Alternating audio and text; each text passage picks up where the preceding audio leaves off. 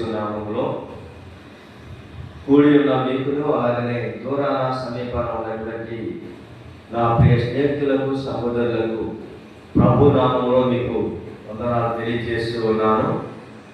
మిమ్మల్ని మీ కుటుంబాలను దేవుడు బహుగా దీవించి ఆశీర్వదించునుగాక. చాలా సంతోషం. మరొక రోజు మనం ఈ విధముగా ప్రభు యొక్క మందిరంలో కూడుకుని ప్రభు నామాన్ని వాక్యము ద్వారా ధ్యానిస్తూ దేవుడు మనకు చేస్తున్నటువంటి ఉపకారము బట్టి ఆయనను ఆరాధించుటకు దేవుడు మనకిచ్చినటువంటి ఈ సమయాన్ని బట్టి ప్రభుని మనం ఎంతైనా స్తుతించి ఆరాధించి గణపరిచి మహిమపరచవలసిన వారమై ఉన్నాం. మనకంటే లోకంలో ఎంతోమంది పెరుగైన వారు, ఆరోగ్యవంతులు, ఐశ్వర్యవంతులు, బలవంతులు, ధనవంతులు, యావండి అని గౌరవంగా పిలువబడుతున్న వారు, అధికారం కలిగిన వారు, అధికారులు, అనాధికారులు ఎంతోమంది లోకంలో ఈ సమయాన్ని చూడలేకపోతున్నారు. వారికంటే మనం ఏమాత్రము గొప్పవారు కాదు, కానీ ఎందుకో దేవుని యొక్క ప్రణాళిక, ఒక ఉచితమైన కృప మన పట్ల అలాగన అధికముగా ఉంటుంది. నీచమైన వారిని, బలహీనులను ప్రభు యొక్క వాక్యాన్ని మనము ధ్యానించడానికి లేకుంటే ప్రభువుని తలంచుకోవటానికి కూడా సరిపోయినటువంటి వారు కాదు. ఎందుకంటే ఆయన పరిశుద్ధుడైన దేవుడు. మనలో పరిశుద్ధత లేదు, ప్రత్యేకత ప్రతిష్టత లేనటువంటి జనాంగము మనం. నీచమైన వారిని, వాస్తవానికి చెప్పాలంటే ఎన్నిక లేని వారిని, మన పక్కన ఉన్నటువంటి వారే మనల్ని ఎన్నిక చేయలేకపోతారు, గౌరవించలేకపోతారు, నీచముగా వారు చూస్తారు. అయినా వారు మనం నీచముగా చూస్తున్నారని, గౌరవం ఇవ్వటం లేదని మనం వాళ్ళ గురించి బాగా పడటం కాదు, కానీ లోకంలో మనల్ని నీచంగా చూసినా, గౌరవం లేకుండా బ్రతికినా, అలా చూసిన ప్రజలు గౌరవాన్ని ఇచ్చేది, జ్ఞానాన్ని ఇచ్చేది, తెలివినిచ్చేది, యెహోవా యందు భయభక్తులను పుట్టించేది, దేవుని యొక్క ఆత్మ మనల్ని బలపరుస్తూ ఆ విధముగా నడిపిస్తూ ఉంది.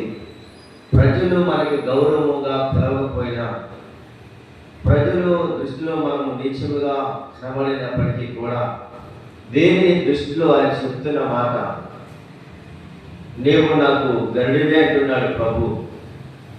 దేవుడు మనుషులకు ఇచ్చేటువంటి ఆధ్యాత్మికత చాలా గొప్పది. లోకములో నీచులైన వారిని ప్రభు ఏర్పాటు చేసుకుంటున్నాడు, ఎన్నిక లేని వారిని ఆయన ఎన్నిక చేసుకుంటాడు. వెలివేయబడిన వారిని దేవుడు చేరదీసుకుని వారిని బాగు చేయగలిగినటువంటి సర్వశక్తి గల దేవుడు, మనం ఆరాధిస్తున్నటువంటి దేవుడు. ఒకవేళ నీవు ఈ లోకంలో నన్ను ఎవరు ఎన్నిక చేయలేకపోతున్నారు, నీచంగా నన్ను చూస్తున్నారు, అంతేకాకుండా నన్ను అవమానపరుస్తున్నారు, అంతేకాదు నన్ను హేళనగా చూసి మాట్లాడుతున్నారని ఈరోజు క్రైస్తవ విశ్వాసులైన మీరు, దేవుని సాగుతులైనటువంటి వాళ్ళారా, విశ్వాసులైనటువంటి వాళ్ళారా, లోకము ఎన్నో మిమ్మల్ని గురించి చదువుతూ ఉంటుంది. అలాగని లోకము నిన్ను గురించి, నన్ను గురించి, మన గురించి చదువుతున్నప్పటికీ కూడా మనం ఏమాత్రము కూడా ఒరిగిపోవాల్సిన అవసరం లేదు. ఎందుకంటే లోకము నన్ను ఎరగదు అని ప్రభు యేసు క్రీస్తే చెప్పారు. ప్రభు యేసు క్రీస్తే ఎరగనప్పుడు నిన్ను నన్ను ఎలాగని గుర్తిస్తుంది? అయినా ఎవరో మనల్ని గుర్తిస్తారని, ఎవరో మనల్ని పొగుడుతారు, చాలువాళ్ళు మనకి కప్పుతారని ఈ చావలోనికి రాలేదు కదా మనము. ఈ చావ అనగానే చావుతో సమానము.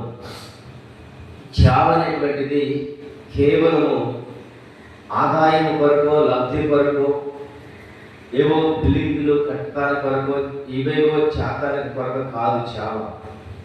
దేవుడు మనం బ్రతికించిన దాన్ని బట్టి, దేవుడు మనకిచ్చిన ఆయుష్ను బట్టి, ఆరోగ్యమును బట్టి, ఎప్పుడో మనం చనిపోవలసిన వారు, ఎప్పుడో మనము లోకాన్ని సాధించి సమాధి చేయబడవలసిన వారమై ఉన్నప్పుడు దేవుడు తన కృపచేత ఆత్మ బలము చేత సజీవులుగా నిన్ను నన్ను మనందరినీ కూడా ఉంచాడు. సజీవులే కదా ఈ దినమున యెహోవాను స్తుతిస్తున్నారని వాక్యము చదివిస్తున్నట్లుగానే సజీవులమైన మనము రోజు ప్రభువుని ధ్యానించాలి, ప్రభువుని కనపరచాలి, క్రీస్తు రాజ్యముల గురించినటువంటి సువార్త మనము ప్రకటించాలి. ఆ క్రమంలో ఉన్న మనము లోకము ఎన్నో అనుకున్నప్పటికీ, లోకము మన గురించి ఎంతో చదువుతున్నప్పటికీ కూడా వాటిని మనము పట్టించుకోనకుండా, వాటిని మనం ఏమాత్రము కూడా మనము దాన్ని పట్టించుకోనకుండా దేవుడు మనకి ఇచ్చిన ఆ యొక్క ఆత్మ అభిషేకం చేత దేవుని రాజ్యాన్ని ప్రకటించుకుంటూ, దేవుని సువార్తని, దేవుని రాజ్యంలో గురించి సువార్త ప్రకటించుకుంటూ మనం వెళ్ళిపోతూ జీవించాలి, బ్రతకాలి తప్ప ఎవరైతే మనల్ని అంటున్నారని, ఎవరైతే మన మీద ఏదో ఎంత ఆరోపణలు చేస్తున్నారని మనము ఆగిపోకూడదు, సాగిపోవాలి. ఎందుకంటే మనము క్రీస్తు యొక్క బిడ్డలము కనుక ప్రభువు యేసు క్రీస్తుకే ఈ లోకములో అనేకమైన వారు రాళ్ళేశారు, అనేకమైన వారు తనని హింసించారు, బాధించారు, ఉమ్ము మూశారు, పిడిగుద్దులు గుద్దారు, అవమానపరిచారు. 250 కిలోల బరువు కలిగినటువంటి ఒక చెక్క మ్రాను, శిలువ మ్రాను తన మీద మోపారు. ఇలాగన ప్రియమైన దేవుని ప్రజలారా, దేవుని కలిగిన తానే అంతగా బాధని అనుభవించడానికి ప్రజలు అతని మీద అంత భారాన్ని, బాధ్యతను మోపినారు. మనం ఎంతటి వారము, ఏ పాటి వారం. ఇప్పటి కాలపు శ్రమలు వెన్నతగినవి కావని వాక్యం చెప్తున్నట్లుగా ఇప్పుడు వస్తున్న ఈ పరిస్థితులు బట్టి నా ప్రియ స్నేహితులారా, సహోదరులారా, ఎవరు కూడా ఏమాత్రము కూడా కృంగిపోకుండా, బలహీనపడకుండా ధైర్యం కలిగి విశ్వాసంతో నీ యొక్క జీవితాన్ని, విశ్వాస జీవితాన్ని ముందుకి కొనసాగించడానికి ప్రయత్నం చేయి. ప్రభు మీద ఆధారపడు, ప్రభు మీద ఆనుకో. ఎందుకంటే పరిశుద్ధాత్మ దేవుడు నిన్ను బలపరిచిన కొలది, పరిశుద్ధాత్మ దేవుడు నిన్ను ప్రేరేపించిన కొలది, పరిశుద్ధాత్మ దేవుడు నిన్ను బలపరిచిన కొలది, ప్రేరేపించిన కొలది నీవు దేవుని రాజ్యంలో కూర్చిన సువార్త చెప్పకుండా ఉండవద్దు. చెబుతూనే ప్రభు నామాన్ని కనపరుస్తూ ఉండు. ఈ లోకము శాశ్వతమైనది కాదు అని మనకు తెలుసు కనుక మనం ఉన్నంత కాలమైన, కొద్ది కాలమైనా సరే మనము కాకు వలె కాకుండా పావురము వలె మనము బ్రతుకుతాం. అనేకమైన వారికి మేలుకరముగా, దేవుని నామానికి మహిమకరముగా ఉందాం. ఈ క్రమంలో ఒక చిన్న వాక్యాన్ని నేను మీకు జ్ఞాపకం చేస్తాను. గతంలో మనము పరిశుద్ధాత్ముడి గురించి మీకు జ్ఞాపకం చేసుకుంటూ వస్తున్నాం. ఒక 30 నిమిషాలు దేవుని యొక్క వాక్యాన్ని మనము ప్రతిరోజు ధ్యానం చేస్తున్నాం. ఆ క్రమంలోనే ఈరోజు కూడా ఒక వాక్యాన్ని జ్ఞాపకం చేస్తారు. శ్రద్ధగా మనము ఆలకించుదాం. పరిశుద్ధాత్మని గురించి మీకు తెలియచేసుకుంటూ వస్తున్నాం. పరిశుద్ధాత్మ దేవుడు అంటే ప్రభు అయిన యేసు క్రీస్తు ఎలాగనైతే తండ్రి ద్వారా భూలోకానికి పంపబడ్డాడో, పరిశుద్ధాత్ముడు కూడా అలాగనే పంపబడ్డాడన్న విషయాన్ని నేను మీకు తెలియచేసుకుంటూ వస్తున్నాను. నేను చేస్తున్నటువంటి ఆ వీడియోలో మీరు చూస్తే పరిశుద్ధాత్మ గురించి ఎక్కువ శాతం మీకు కనబడుతూ ఉంటాయి. కనుక దయచేసి పరిశుద్ధాత్మ గురించి ఎందుకు మాట్లాడుతున్నారని మీరు అనవచ్చు. నన్ను పరిశుద్ధాత్మ దేవుడు నన్ను బలపరిచిన వాడు పరిశుద్ధాత్మ దేవుడు. నన్ను జ్ఞానంతో, ఆత్మతో నింపినటువంటి వాడు పరిశుద్ధాత్మ దేవుడు. ఎందుకంటే పరిశుద్ధాత్మ దేవుడే నన్ను నడిపిస్తూ ఉన్నాడు. పరిశుద్ధాత్మ దేవుడే నన్ను బలపరుస్తూ వస్తూ ఉన్నాడు. పరిశుద్ధాత్మ దేవుడు పంపబడిన వాడు. ప్రభువు యేసు క్రీస్తు ఎలాగైతే పంపబడ్డాడో భూలోకానికి, అలానే పరిశుద్ధాత్ముడు కూడా పంపబడ్డాడన్న విషయము యోహాను సువార్తలో మనం చూస్తున్నాం. ఈ క్రమంలోనే ఒక్కొక్కటి నేను మీకు తెలియచేసుకుంటూ వస్తున్నా. ఈరోజు కూడా ఒక చిన్న వాక్యాన్ని చదువుకుని మనము ప్రార్థన చేసుకుని ఈ స్థలం నుంచి మనం తిరిగి మనము బయటకు వెళదాం.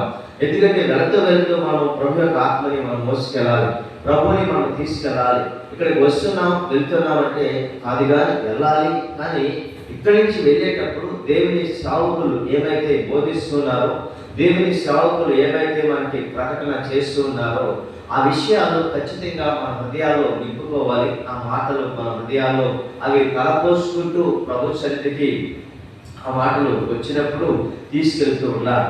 ఎందుకంటే బోయాజు పొలంలోనికి పరిగెయ్యకుంటానికి వెళ్ళినటువంటి ఆమె రూతే ఆమె కడుపార తింది, తృప్తిగా తింది. తర్వాత మళ్ళీ అక్కడి నుంచి ఆ యొక్క పేరాలు కొన్ని తన యొక్క నయోమి అనేటువంటి అత్తగారికి తీసుకొచ్చింది అనేటువంటి వాక్యాలని మనం చూస్తాం. అలాగే ప్రభు మందిరానికి వస్తున్నటువంటి మీరు ప్రభు యొక్క వాక్యమును దేవుని సేవకుల ద్వారా చెప్పబడుతున్న వాక్యాన్ని వింటున్నటువంటి మీరు ఇక్కడ సమృద్ధిగా తృప్తిగా వాక్యాన్ని మీరు భుజించాలి. ఆ వాక్యాన్ని మీరు భుజించి వాక్యము చేత మీరు నింపబడి మన తిరిగి ఆ వాక్యాన్ని ఇంటికి తీసుకెళ్ళి ఒకవేళ రాలేని పరిస్థితుల్లో మీ ఇంటి దగ్గర ఎవరైనా ఉంటే వారికి ఈ విషయాలు చెప్పాలి.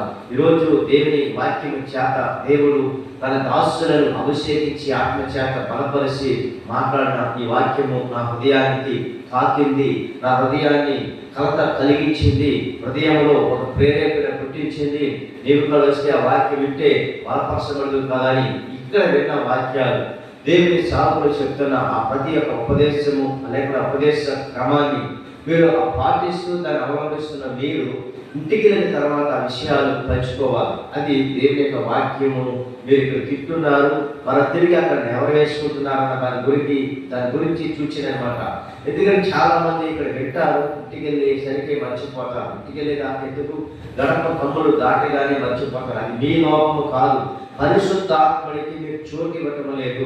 పరిశుద్ధాత్మ దేవుడు మీలో నివసించటం లేదు. పరిశుద్ధాత్మ దేవుడు మీ మీద అలవాడించినట్లయితే, పరిశుద్ధాత్మ దేవుడు మీలో నివసించినట్లయితే ఆ వాక్యము మీలోనే నివసిస్తుంది. పరిశుద్ధాత్మ దేవుడికి మీరు చోటు ఇవ్వలేకపోతున్నారు. పరిశుద్ధాత్మ దేవుడిని మీరు ఆహ్వానించలేకపోతున్నారు. ఆ పరిశుద్ధాత్మ దేవుడిని మీరు ఎప్పుడైతే ఆహ్వానిస్తూ పరిశుద్ధాత్మ దేవుడు ఉన్నాడు అని మీరు ఒక అవగాహనలోనికి వస్తే కనుక ఖచ్చితంగా పరిశుద్ధాత్మ దేవుడు మిమ్మల్ని బలపరుస్తుంటాడు. మిమ్మల్ని బలపరచడమే కాకుండా మిమ్మల్ని ఆత్మచేత ప్రేరేపించబడిన వారై దేవుని చిత్తాన్ని గుర్తించగలిగినటువంటి వారై ఉంటారు. ఆత్మచేత ప్రేరేపించబడటం అంటే మరొక విషయాన్ని జ్ఞాపకం చేస్తున్నాం, దురాత్మ కూడా ప్రేరేపిస్తుంది. ఈ రెండు విషయాలు మీరు చాలా ఖచ్చితంగా జాగ్రత్తగా మీరు దీన్ని చూడాలి, వినాలి, గుర్తించాలి.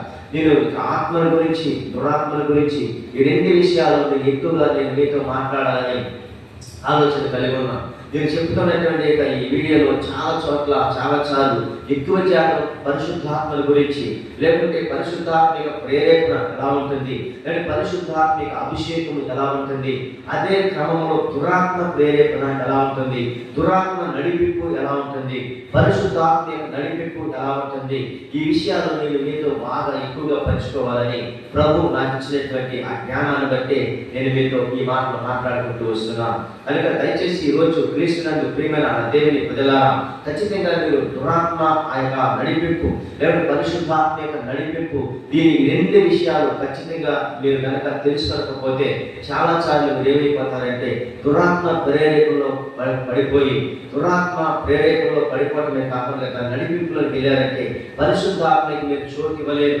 అంతేకాకుండా పరిశుద్ధాత్మని కూడా మీరు అవలంబించలేరు అనే విషయాన్ని నేను మీకు జ్ఞాపకం చేసుకుంటూ వస్తున్నాను. సరే, ఈరోజు చిన్న విషయాన్ని నేను మీకు జ్ఞాపకం చేస్తాను. యెషయా గ్రంథము 11వ అధ్యాయము 2వ వాక్యాన్ని నేను చదువుతున్నాను.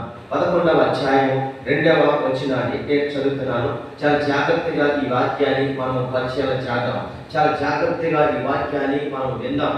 ఎన్నోసార్లు దేవుని సాధకులు వాక్యాన్ని మనకు బోధిస్తూ ఉంటారు, ఎన్నోసార్లు మనకు దేవుని వాక్యాన్ని ప్రకటన చేస్తూ ఉంటారు. అయితే జరుగుతున్న విషయం ఏంటంటే వింటుంటున్నాం కానీ దాన్ని గుర్తించుకోలేకపోవటం. దేవునికి మహిమ కలుగుగాక. కానీ ఈ వాక్యాన్ని నేను చదువుతున్నాను. మీ దగ్గర ఎవరికైనా పరిశుద్ధ గ్రంథం ఉన్నట్లయితే యెషయా గ్రంథం, ఈ యెషయా గ్రంథాన్ని ఒకసారి మనము 11వ అధ్యాయము 2వ వచనాన్ని చదువుదాం. నిజంగా ప్రియమైన దేవుని ప్రజల, ఈ పుస్తకము అంటే 66 అధ్యాయాలు ఉంటాయి ఈ పుస్తకంలో, యెషయా గ్రంథంలో. అంటే దాదాపుగా ఈ పుస్తకము అంటే ఆ పరిశుద్ధ గ్రంథము 66 అధ్యాయాలు కలిగినటువంటి పుస్తకం. ఈ 66 అధ్యాయాలు కలిగినటువంటి పుస్తకంలో, ఇదే పుస్తకంలో 66 అధ్యాయాలు ఉంటాయి. ఇందులో 66 పుస్తకాలు ఉంటే మొత్తము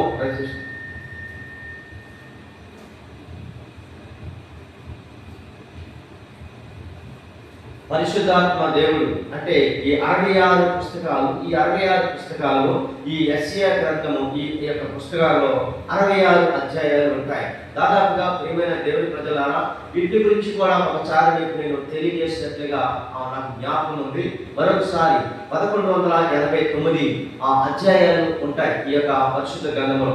అంటే ఆది కాండం నుంచి ప్రకటన గ్రంథం వరకు 1189 అధ్యాయాలు కలిగినటువంటి పుస్తకము.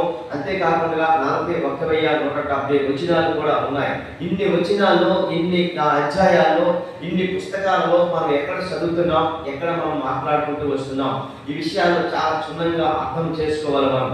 ఎందుకంటే ఇన్ని అధ్యాయాలు, ఇన్ని వచనాలు కలిగేటువంటి పుస్తకంలో కనీసం ఒకర ఇద్దరు అంటే దేవుని ఆత్మచేత ప్రేరేపించబడిన వారై కొన్ని వందల సంవత్సరాల క్రితమే 40 మంది లేక 42 ప్రవక్తల ద్వారా ఈ గ్రంథము మన చేతికి రాయబడినట్లుగా, మన చేతికి ఇచ్చినట్లుగా మనం చూస్తున్నాం. ఇన్ని వచనాలలో అంటే 41,170 వచనాలు కలిగినటువంటి పుస్తకం, 1189 అధ్యాయాలు కలిగినటువంటి ఈ పుస్తకం, 66 అధ్యాయాలు కలిగినటువంటి 66 పుస్తకాలు కలిగినటువంటి ఈ పుస్తకంలో ఇన్ని విషయాలు మనకి దాగి ఉంటాయి. ఈ రోజు చదవబడిన వాక్యము మరలా తిరిగి రేపు ఒక రోజు ఆగి ఎల్లుండి చదివినా, లేదు రేపే మరలా తిరిగి చదివినా, ఇందులో కొన్ని భావాలు మనకి బయటపడుతుంటాయి. ఈ రోజు నేను ఒక విధంగా మాట్లాడవచ్చు, అదే వాక్యము మరొక సేవకులు మాట్లాడితే ఇంకా చాలా అర్థమయ్యేటట్లుగా, లేకపోతే వాళ్ళకి పరిశుద్ధాత్మ దేవుడు వాళ్ళకి ఇచ్చిన జ్ఞానాన్ని బట్టి, దేవుడు వాళ్ళకి ఇచ్చినటువంటి అభిషేకాన్ని బట్టి అదే వాక్యాన్ని ఇంకా చాలా నీట్గా, చాలా వివరంగా మనకి తెలియజేసి ఉంటారు. అదే వాక్యం మరొక దైవ సేవకులు మాట్లాడితే మరొక రీతి, అంటే దేవుని ఆత్మ ఏం చేస్తుందంటే ఒక్కొక్కరిని ఒక్కొక్క విధముగా వారిని బలపరిచి మాట్లాడుకుంటూ వస్తూ ఉంటుంది. ఒక్కొక్కరిని ఒక్కొక్క విధముగా వాళ్ళు ప్రేరేపించి మాట్లాడుకుంటూ వస్తుంది. వాక్యము అదే, దేవుని వాక్యం అదే, కానీ మాట్లాడే ప్రజలు మాత్రం వేరువేరుగా ఉంటారు. అలాగని వేరువేరుగా ఉన్నటువంటి వారితో దేవుని యొక్క ఆత్మ వేరువేరుగా కూడా మాట్లాడుతుంటది. అంటే వారి సామర్థ్యం చెప్పున దేవుని ప్రభు యేసుక్రీస్తు వారి కొన్ని తలాంతులను లేకుంటే మేనాలను ఇచ్చాడనే వాక్యము మనం చదువుతానే, అలాగనే ఎవరి సామర్థ్యం కొలది వారికి దేవుడు ఆత్మ వరాలను పంచి ఇస్తాడు. ఆ పంచి ఇచ్చిన వరాలు బట్టి వాళ్ళు ఆ మాటలు మాట్లాడుతూ ఉంటున్నప్పుడు, ఒక్కొక్క వ్యక్తి మాట్లాడుతున్నప్పుడు ఆ మాట మన హృదయాలను చాలా తాకుతూ ఉంటుంది, మన హృదయాలను చాలా తేలిక పడుతున్నట్లుగా కూడా మనం చూస్తూ ఉంటాం. సరే, ఈ 2వ వచనాన్ని నేను మీకు జ్ఞాపకం చేస్తాను. నాకు సమయం అవుతున్నది, నాకు ఇచ్చిన సమయాన్ని నేను దాన్ని ఖచ్చితంగా ముగించుకోవాలి కనుక దాన్ని మీ ముందు పెడుతున్నాను. చూడండి, యెషయా గ్రంథం 11వ అధ్యాయంలో 2వ వచనాన్ని నేను చదువుతున్నాను. మీ దగ్గర పుస్తకం ఉన్నది లేదని కాదు, అయితే మీరు కూడా ఖచ్చితంగా ఆ వాక్యాన్ని చదవాలి. యెహోవా ఆత్మ జ్ఞాన వివేకములకు ఆధారములకు ఆత్మ, ఆలోచన బలములకు ఆధారములకు ఆత్మ, తెలివిని యెహోవా యందు భయభక్తులను పుట్టించు ఆత్మ అతని మీద నిలుచును. ఈ వాక్యము చాలా స్పష్టంగా మనకి కనబడుతున్నాయి. ఇంచుమించుగా వచనం అయితే ఒకటే వచనం, కానీ ఇక్కడ 3 విషయాలు మనకి కనబడుతున్నాయి. నిజమే, నేను చెప్పాను కదా, ఒక్కొక్కసారి వాక్యాలలో ఉన్న వచనాలను మనం చదివిస్తూ ఉంటాం. చదివించి ఏం చేస్తామంటే ఒక వచనంలోనే ఒకే వచనం కావచ్చు, దాంట్లో 3-4 భావాలు ఉంటాయి ఆ వచనాలు.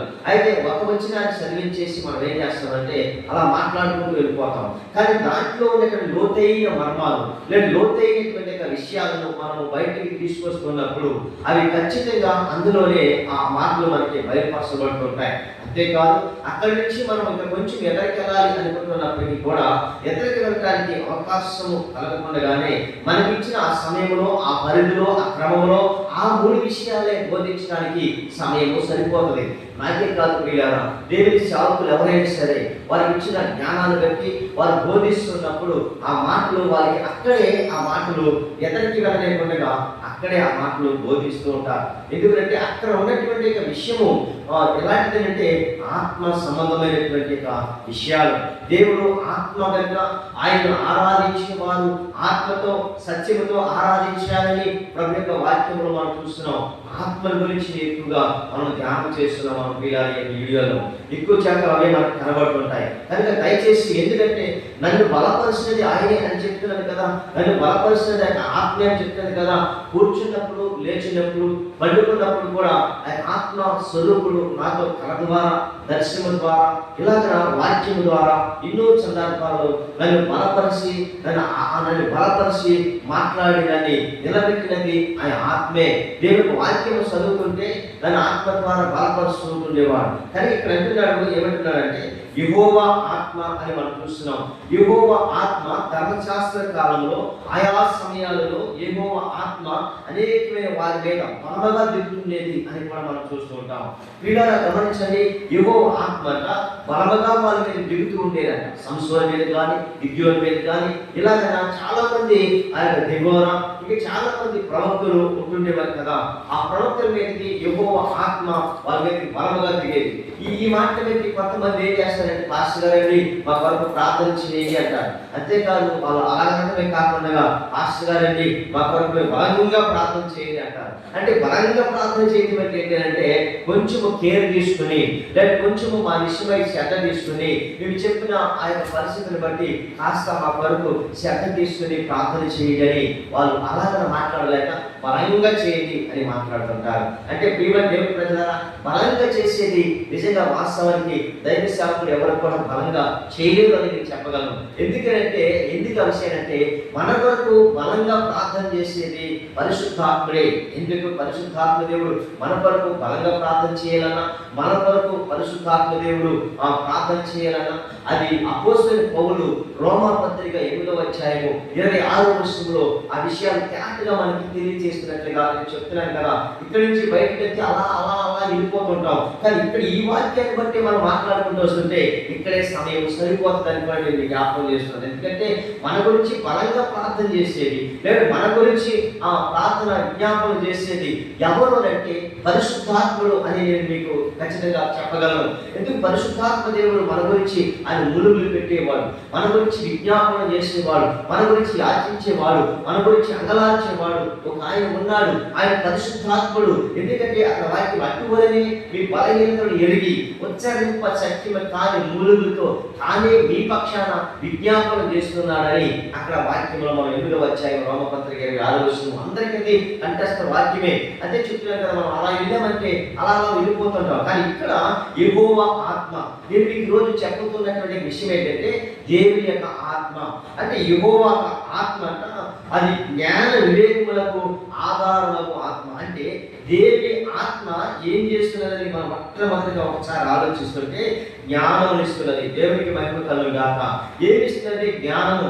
అంటే జ్ఞానము లేని వాడికి జ్ఞానం ఎలా వస్తుంది అంటే చదువుకుంటే జ్ఞానం వస్తుంది అంటాం. వాస్తవమే. చదువు లేకపోతే మనం బ్రతకలేము. చదువు లేకపోతే సమాజంలో మనము ఏమాత్రం కూడా బతికి బట్టకట్టలేము. చదువు ఉండాలి. ఇప్పుడు ఇంకా ఇంకో విషయం ఏంటంటే ఇప్పుడు చదువుతున్నటువంటి చదువుల్లో అయితే కనుక మామూలుగా ఉన్న చదువులు పనిచేయవు, ఇంగ్లీష్ మీడియం కావాలి. ఎందుకంటే జనరేషన్ ఇప్పుడు చాలా ఎక్కువగా జ్ఞానంతో ప్రజలు నింపబడుతున్నారు. అధికమైన తెలివి ఎక్కువ అవుతున్నది ప్రజలకి. కనుక ఇంతకు ముందు ఉన్నటువంటి జ్ఞానము, ఇంతకు ముందు ఉన్నటువంటి తెలివి జ్ఞానం పనిచేయు. అయితే ఇంతకు ముందు ఎలాంటి జ్ఞానము దేవుడు ప్రజలకు ఇచ్చాడంటే యెహోవా ఆత్మ వారిని ఆయా సమయాల్లో బలపరుస్తుండేది, ఆయా సమయాల్లో వారిని నిలబెడుతుండేది. అందుకనే యెహోవా ఆత్మ జ్ఞాన వివేకములకు ఆధారములకు ఆత్మ. అంటే జ్ఞానానికి ఆధారం అవుతుంది ఏంటంటే ఆత్మ. చదువు లేని వారికి చదువుతుంటే చదువు వారికి ఆధారం ఎలా ఉంటుందో, విద్య లేని పామరులమైన మాకు, పాండిత్యం ఎరగకుండా వారిమైన మనకి, అంటే ప్రభు యేసు క్రీస్తు శిష్యులకి వారికి జ్ఞానం లేదు అని మనం అనుకోవచ్చు. ఒక విధంగా చెప్పాలంటే అంటే వాళ్ళ గురించి చెప్తున్న విషయం ఏంటంటే అంటే అలా అనుకుంటాం తప్ప వాళ్ళు చాలా జ్ఞానము కలిగిన వారు. ఎలాగైనా వాళ్ళకి అంతటి జ్ఞానం వచ్చింది, ఎలాగైనా వాళ్ళు అంతగా వాళ్ళు దేవుని వాక్యాన్ని లేకపోతే దేవుని రాజ్యంలో గురించిన సువార్త వాళ్ళు డీప్గా ప్రకటించగలిగారు. లేదా వాళ్ళు దేవుని సువార్తను అంతగా వాళ్ళు గంభీరంగా చెప్పగలిగారు. సమాజాలలో ప్రజల మధ్యలో మంది ప్రజల మధ్యలో వాళ్ళు నిలవబడి బలముగా మాట్లాడగలిగారంటే కేవలం ఒకటే అని నేను చెప్పగలను. ఏంటో తెలుసా, వాళ్ళకి విద్య లేకపోయినా, పామరులు అయినప్పటికైనా, వాళ్ళ జ్ఞానం లేని వారు అయినప్పటికైనా వాళ్ళంతా ధైర్యంగా నిలబడి మాట్లాడగలగడానికి ఒకటి మాత్రం ఖచ్చితంగా నేను అనుభవించిన దాన్ని బట్టి, లేదంటే నేను పొందుకున్న దాన్ని బట్టి, దేవుడు నాకు ఇచ్చిన జ్ఞానాన్ని బట్టి ఒకటి మాత్రం చెప్పగలను. ఏంటో చెప్పమంటారా? దేవుని ఆత్మ వాళ్ళు బలపరిచిన కొలది, దేవుని ఆత్మ వాళ్ళు ప్రేరేపించిన కొలది, దేవుని ఆత్మ వాళ్ళని నడిపించిన కొలది వాళ్ళు అనేకమైన స్థలానికి ప్రాంతాలకు వెళ్ళి వాళ్ళు చెప్పగలగాలి. అదే మాట్లాడుతున్నాడు. యెహోవా ఆత్మ, అక్కడ రాయబడిన మాట జ్ఞాన వివేకములకు ఆధారములు ఆత్మ. అంటే ఈ ఆత్మ జ్ఞానానికి అది ఆధారంగా ఉన్నది, తెలివికి అది ఆధారంగా ఉన్నది, అది నీకు బోధించేటువంటి ఆత్మ. కింద ఉంటాడు ఆలోచన బలములకు ఆధారం. ఒకటి జ్ఞానానికి ఆధారం అయితే, రెండవది ఆలోచన ఇస్తున్నదంట అదే ఆత్మ. అంతేకాకుండా ఆలోచనే కాకుండా బలములకు ఆధారము. ఒకటి జ్ఞానానికి ఆధారము, రెండవది ఆలోచనకి బలానికి కూడా ఆ ఆత్మ ఆధారం. అంటే మనం దేని మీద ఆధారపడ్డాము అని అనుకుంటాం కదా. మనము ఆత్మ మీద కనుక ఆధారపడితే అదే ఆత్మని ఏం చేస్తుందంటే జ్ఞానాన్ని ఇస్తున్నది. జ్ఞానంతో నడిపించబడుతున్నావు, ఆ ఆత్మ జ్ఞానం ఇచ్చి నేను నడిపిస్తున్నది. రెండవది ఆలోచన బలములకు ఆధారములకు ఆత్మ. రెండు విషయాలు నేను చెప్పాను కదా, ఇక్కడే మూడు విషయాలు మనకు కనబడుతున్నాయి. దీని నుంచి మనం బయటకు వెళ్తే మనం తిరిగి అలా ఇంకొక రాలేమంటే అని చెప్పానే. ఈ మూడు విషయాలు, ఒకటి జ్ఞానానికి ఆధారములకు ఆత్మ. నిజమే, ఒకప్పుడు జ్ఞానం లేని వాడిని, వివేచన లేని వాడిని, ఎలాంటి వాడిని అంటే నేను చాలా మురుగు గుంటలో జీవించేటువంటి వ్యక్తిని, ఏమండి చాలా కొలేటిలో లేకుంటే ఇంకా అక్కడక్కడ చాలా నిజంగా చెప్పాలంటే ఒక నీచమైనటువంటి జీవితాన్ని జీవించినటువంటి వాడిని నేను. ఇంకా ఈ లోకంలో ఉన్నప్పుడు నా చిన్నప్పుడు నేను ఏమైనా చదువుకున్నానంటే నాకు చదవలేదు. ఒక అక్షర దీక్ష తప్ప నేను ఎలిమెంటరీ స్కూల్కో, హై స్కూల్కో, కాన్వెంట్కో లేదా కాలేజీకో వెళ్ళి చదివినటువంటి ఒక వ్యక్తిని కాదు నేను. నేను ఒక అక్షర దీక్ష, ఒక గుణితాలు 36 లేక 32 గుణితాలు చదివినటువంటి ఆ వ్యక్తిని. అది దేవుడు ఇచ్చిన జ్ఞానం నాకు ఏం చేసిందంటే అది జ్ఞానములకు ఆధారములకు ఆత్మ. ఆ చిన్న అక్షర దీక్ష చదువుతూ ఈ పరిశుద్ధ గ్రంథాన్ని చదవటానికి దేవి ఆత్మ నాకు ఆధారమైనది. దేని యొక్క ఆలోచన కలిగించే ఆ ఆత్మ నాకు ఆధారమైనది. ఖచ్చితంగా నేను చెప్పగలను. ఎందుకంటే ఆత్మే కనుక దానికి ఆధారం చేసుకోకపోతే, నేను ఆ ఆత్మే కనుక నేను ఆధారం కలిగి జీవించకపోతే ఈరోజు మీ ఎదుట నేను నిలబడలేను. ఆలోచన బలములకు ఆధారములకు ఆత్మ, అది రెండు విషయాలను జ్ఞాపకం చేసి. మూడోది తెలివిని యెహోవా యెడల భయభక్తులు పుట్టించు ఆత్మ అతని మీద ఉన్నది. మూడవది ఏంటి తెలుసండి, దేవుని వాక్యంలో యెహోవా యెడల భయభక్తులు పుట్టించు ఆత్మ అతని మీద ఉన్నది. ఎవరి మీద ఉన్నది ఆత్మ అంటే ప్రభు అయిన యేసు క్రీస్తు మీద ఆత్మ ఉన్నది. అందుకనే ఆ యేసు క్రీస్తు కాలంలో చాలా మంది చెప్తున్న మాట తెలుసా, ఇతడు వడ్రావాని కుమారుడు కదా, ఇతడు ఏ కాలేజీలో చదివాడు, ఇతడు ఎక్కడ చదివాడు, పాండిత్యం ఎరగనవాడు కదా, ఇంత దీపిగా లోతుగా చక్కటి ఉపమానాలతో కూడిన బోధలు చేస్తున్నారు, ఇతడు ఎక్కడ చదువుకున్నాడన్న విషయాలు ఆ కాలంలో ప్రభు అయిన యేసు క్రీస్తుని గురించి కూడా మాట్లాడినట్లుగా మనం చూస్తున్నాం. నిజమే, ఆయన ఎక్కడ చదువుకున్నారో మనకు తెలియదు, కానీ ఆయన దేవుడు, దేవుని కుమారుడు, ప్రవక్త, మనిషి కుమారుడు, ప్రభు యేసుక్రీస్తు దేవుడు. అయితే ఇక్కడ చెప్తున్న మాట తెలుసా, యెహోవా ఆత్మ అతని మీద నిలిచి ఉన్నది. ఎవరి మీద నిలుస్తున్నదంటే ప్రభు అయిన యేసు క్రీస్తు మీద నిలుస్తున్నది. లోకా సువార్త 4వ అధ్యాయంలో మనం చూస్తాం. ఇది యెషయా గ్రంథము 42వ అధ్యాయంలో మనం చూస్తాం. ఎందుకంటే దేవుని ఆత్మ అతని మీద నడిపిస్తున్నప్పుడు లేదా అతని మీద నిలబడుతున్నప్పుడు యెహోవా ఆత్మ జ్ఞాన వివేకములకు ఆధారములకు ఆత్మ జ్ఞానాన్ని ఇస్తున్నది, వివేకాన్ని ఇస్తున్నది, తెలివినిస్తున్నది, ఏమండి ఆలోచనిస్తున్నది. దేవుని యందు భయమును భక్తిని కూడా పుట్టిస్తున్నది. దేవుని ఆత్మ కనుక మనలోనికి రాకపోతే, దేవుని ఆత్మ కనుక మనం పొందుకోకపోతే, దేవుని ఆత్మశాంత మనం నడిపించబడకపోతే, ఆ ఆత్మ దేవుని యొక్క ఆత్మ చూడండి, జ్ఞాన వివేకములకు ఆధారములకు ఆత్మ, ఆలోచన బలములకు ఆధారములకు ఆత్మ, తెలివిని యెహోవా యెడల భయభక్తులు పుట్టించు ఆత్మ అతని మీద నిలిచి ఉన్నది. నిజమే, అదే ఆత్మ ఈరోజు నేను మాట్లాడుతున్న విషయము వీళ్ళలా గమనించండి. అదే ఆత్మ మీ అందరి మీద నిలిచి ఉండదు గాక. అదే ఆత్మ మీ జ్ఞానానికి ఆధారముగా ఉండదు గాక. అదే ఆత్మ ఆలోచనకు బలములకు ఆధారముగా ఉండదు గాక. అటు ఆత్మ చేత మీరందరూ నింపబడదు గాక. అటు ఆత్మ చేత నడిపించబడదు గాక. అటు ఆత్మ చేత బలము పొందుకుందురు గాక. అటు ఆత్మ చేత జ్ఞానం కలిగి ఉందురు గాక. అటు ఆత్మ చేత దేవుని భయమును భక్తిని పుట్టించే ఆత్మ యేసు ప్రభు మీద ఉన్న అదే ఆత్మ మనందరి మీద ఆత్మ ఉండును గాక. అటు కృప చేత మనమందరము బలపరచబడును గాక. ఆత్మ వివేచన వరములు నా ప్రభు మీకు అందరికీ ఆత్మ వరములు దయచేయును గాక. ఆత్మ చేత మీరందరూ నింపబడును గాక. ఇట్టి కృప నీకు నాకు మనకు అందరికీ ప్రభు అనుగ్రహించును గాక. ప్రార్థన చేస్తున్నాం. పరిశుద్ధములో నమ్మకమును పరలోకమందున్న మా తండ్రి మీకు స్తోత్రాలు వందనాలు తెలియజేస్తూ ఉన్నాను ప్రభు. మరొకసారి రోజు ఎదుట ఇలాగ నిలవబడి కొద్ది నిమిషాలు మీ మాటలను ధ్యానం చేయడానికి మీరు మాకు ఇచ్చిన మొదటిగా జ్ఞానాన్ని బట్టి నేను స్తుతిస్తున్నాను. రెండవది ప్రభా ఆలోచన బలాన్ని బట్టి నేను స్తుతిస్తున్నాను. మూడవది తెలివి బైబిల్ పుట్టించినటువంటి ఆత్మను బట్టి నేను గణపరుస్తూ మహిమపరుస్తున్నా. తల్లి ఈరోజు ఈ వాక్యం వింటున్న మీ ప్రజల కుటుంబాలను దీవించండి, ఆశీర్వదించండి, అభివృద్ధిపరచండి, మేలు చేయండి. ఎవరైతే బలహీనలుగా ఉంటున్నారో బలహీనలను బలపరచండి, అనారోగ్యం గల వారికి ఆరోగ్యం దయచేయండి, వ్యాధిగ్రస్తులను స్వస్థపరచండి. నైనా దైవుల చేత, చీకటి శక్తుల చేత, అంధకార శక్తుల చేత బంధించబడిన వారికి విడుదల, విమోచన, రక్షణ, స్వస్థత, కృపాన్ని అనుగ్రహించమని ప్రార్థన చేస్తున్నాం. లేక కార్యక్రమం అంతా కూడా తోడై నడిపించి సమస్త ఘనత, మహిమ, ప్రభావాలను మీరు మాత్రమే పొందుకోమని మీ ప్రియకుమారుడు రక్షకుడైన యేసు క్రీస్తు నామములో ఈ ప్రార్థనను సమర్పించి పొందినాము తండ్రి. ఆమేన్. God bless you.